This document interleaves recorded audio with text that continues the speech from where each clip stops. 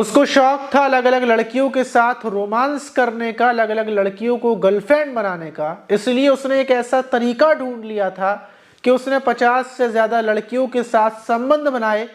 7 लड़कियों में, जिसमें महिलाएं भी थी, उनसे शादी की। 7 उसकी पत्नियां थी और वो अलग अलग अपने आप को अलग अलग रूप में ढाल देता। कभी वो डॉक्टर बन जाता, कभी न्यूरो सर्जन बन जाता, तो कभी आर्मी का जवान बन जाता, तो कभी प्रधानमंत्री का जो पीएमओ बनकर बन जाता। और ऐसे ही वो लोगों से बातचीत करता, अपने आप को अलग अलग रूपों में ढाल लेता।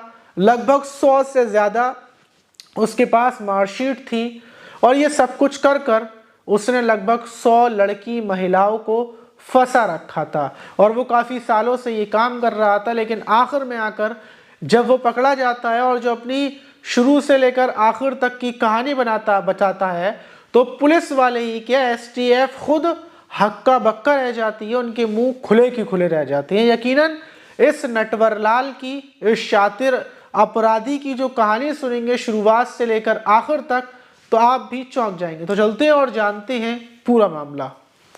तो दोस्तों, मेरा नाम माज है। उम्मीद है कि आप सब अच्छे होंगे, सुरक्षित होंगे। क्राइम ब्रांच की स्पेशल टास्क फोर्स, जिसको एसटीएफ भी कहा जाता है, जो छुपी हुई चीजों पर, छुपे हुए क्राइम पर नजर रखती है। जैसे पुलिस होती है, पुलिस के पास अगर किसी की कंप्लेंट जाती है, पुलिस तभी एक्शन लेती है, लेकिन जो एसटीएफ होती है वो निगरानी रखती है उन चीजों पर जो छुपकर किसी चीज को अंजाम देने वाले हैं। जैसे कोई भी गिरोह है, वो छुपकर प्लानिंग कर रहा है, तो एसटीएफ चुपके से अंदर ही अंदर काम कर कर उनको पकड़ लेती है। अगर किसी चीज को तस्करी की जा रही है तो एसटीएफ पकड़ती है। कोई क्रिमिनल है जो छुपे तरीके से प्लानिंग को अंजाम दे रहा है, क्योंकि पुलिस को तो पता नहीं चलेगा, तो इसीलिए एसटीएफ इन सारी चीजों को अंजाम देती है। वहीं एसटीएफ को एक शख्स की तलाश थी। काफी सालों से एसटीएफ, ओडिशा की एसटीएफ तलाश करने में लगी हुई थी। ओडिशा की एसटीएफ को 16 दिसंबर को सूचना मिलती है कि जो उड़ीसा का एक जिला है, जाजरपुर जिला, वहीं की एक धर्मशाला थाना है और उसी थाने का एक इलाका पड़ता है नेउलपुर से इलाका। वहीं पर एक युवक छुपा हुआ है। वो युवक वहीं एक कमरे पर रह रहा है और जो युवक है वो नटवरलाल है। वो वही नटवरलाल है जिसको एसटीएफ कई सालों से ढूंढ रही है। वही नटवरलाल है जो लड़कियों को लूटता है और जिसने कई महिलाओं से शादी कर रखी है। कई महिलाओं की कंप्लेंट एसटीएफ के पास पहले से पहुंच चुकी थी।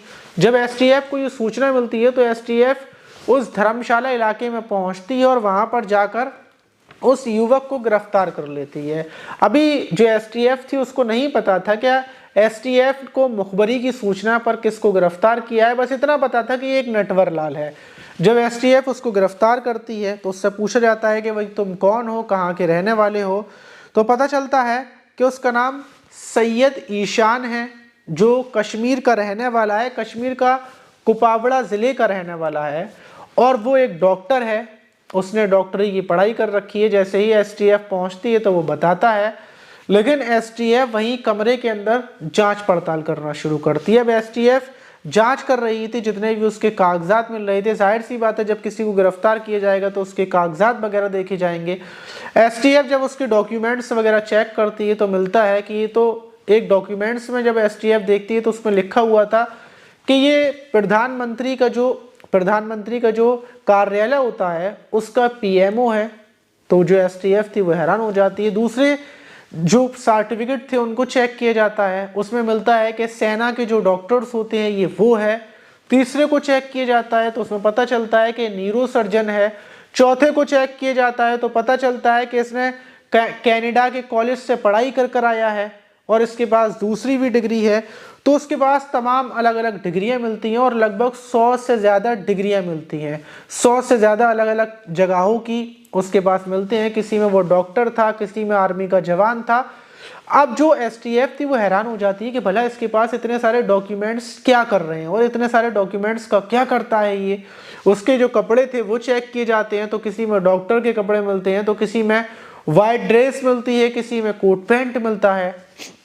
अब एसटीएफ समझ जाती है कि ये भेष बदलता है और जितने भी इसके पास सर्टिफिकेट हैं, जितने भी डॉक्यूमेंट्स हैं, इनको दिखाकर ये वही है जो कई सालों से महिलाएं और लड़कियों को फंसाता है, उनसे पैसे, जेवरात और उनके शरीर के साथ खेलकर फरार हो जाता है। अब ईशान से जब पूछताछ की जाती है, वही तुम ये सब कुछ कब से कर रहे हो और तुम्हारा मकसद क्या था, तुमने कितनी महिलाओं को लूटा है, तुमने क्या क्या किया है, जब सैयद ईशान से सख्ती से पूछताछ की जाती है तो बताता है कि मेरी उम्र 34 साल है, मैं कश्मीर का रहने वाला हूँ, लेकिन लगभग 15 साल पहले मैं ओडिशा में आया और ओडिशा में आने के बाद जो मेरे अंदर का शुरू से ही मुझे एक शौक था कि मैं अलग अलग लड़कियों के साथ उनको गर्लफ्रेंड बनाऊं, उनके साथ संबंध बनाऊं और उसके बाद अलग हो जाऊं। मैं ओडिशा में आकर छोटी मोटी नौकरी करता हूं और उसके बाद मैं एक वेबसाइट पर जाता हूं, जैसे फेसबुक होती है, इंस्टाग्राम होता है, वैसे ही जो वेबसाइट होती है वहाँ से शादी के लिए लड़कियों को ढूंढा जाता है। वहाँ पर जाता हूँ और वहाँ पर सबसे पहले मैं अपनी एक आईडी बनाता हूँ, एक डॉक्टर की आईडी, कि मैं एक डॉक्टर हूँ, प्रोफेशनली डॉक्टर हूँ, सरकारी डॉक्टर हूँ। और ये आईडी देखने के बाद कई लड़कियां मुझसे बातचीत करने की कोशिश करती हैं, शादी के लिए मुझसे जुड़ती हैं, मैं उनसे बातचीत करता हूं और बड़ी आसानी से मैं उनका नंबर लेता हूं, क्योंकि मैं एक प्रोफेशनल डॉक्टर बनकर उनको दिखाता हूं, क्योंकि मैंने कॉलेज में पढ़ाई कर रखी थी, सिर्फ 12 पास किया है मैंने। और उसके बाद बातचीत करने का सिलसिला मेरा ऐसे ही बढ़ता है और फिर मैं मुलाकात की बात करता हूँ, मिलता हूँ, और जब तक मेरा मन नहीं बढ़ता उन लड़कियों के साथ मैं संबंध बनाता और जितने भी पैसे होते वो लेकर और फौरन अपनी सिम चेंज कर देता, अपना फोटो डिलीट कर देता, ना मुझे कोई जानता ना कोई पहचानता, और जो लड़की होती वो अपनी इज्जत की वजह से चुप रह जाती। तो ऐसे ही एक एक कर कर लगभग मैंने 50 से ज़्यादा लड़कियों के साथ संबंध बना लिए थे। और जो ये STF की नज़र में कैसे आया, अब ये सवाल उठता है। ओडिशा के अंदर इसने लगभग इन्हीं 5 सालों के अंदर 7 महिलाओं से शादी करी थी और वो 7 महिलाएं पैसे वाली थी, करोड़पति थी। पहले ये उनको झांसे में फंसाया इसने, खुद को डॉक्टर बताकर, किसी महिला को न्यूरोसर्जन बताकर, और ऐसा फंसाने के बाद इसने शादी का झांसा दिया, बातचीत की, प्यार मोहब्बत के जाल में फंसाया और उनके लाखों रुपए लेकर इसने अपनी सिम बंद कर ली, अपने फ़ोन को स्विच ऑफ कर लिया, अपनी सारी चीज़ों को चेंज कर लिया। इसने बताया कि ये लगभग जैसे होता है जीवनसाथी.com और जितनी भी वेबसाइटें हैं, फेसबुक है, इन सारी उन चीज़ों पर ये अपनी फेक आईडी बनाता, फेक नाम बनाता और हर महिला से ये कुछ अलग तरीके से मिलता। और जितने भी डॉक्यूमेंट्स थे, जब महिलाओं को यकीन नहीं होता तो डॉक्यूमेंट्स के फ़ोटो खींचकर भेज देता। किसी को इसने बताया कि मैं प्रधानमंत्री के कार्यालय का PMO हूँ। अब जाहिर सी बात है, जब किसी को पता चलेगा, किसी भी लड़की को, महिला को, कि जो लड़का है वो प्रधानमंत्री के कार्यालय का PMO और ये खूबसूरत भी दिखता था, तो महिलाएं इसके झांसे में फंस जाती।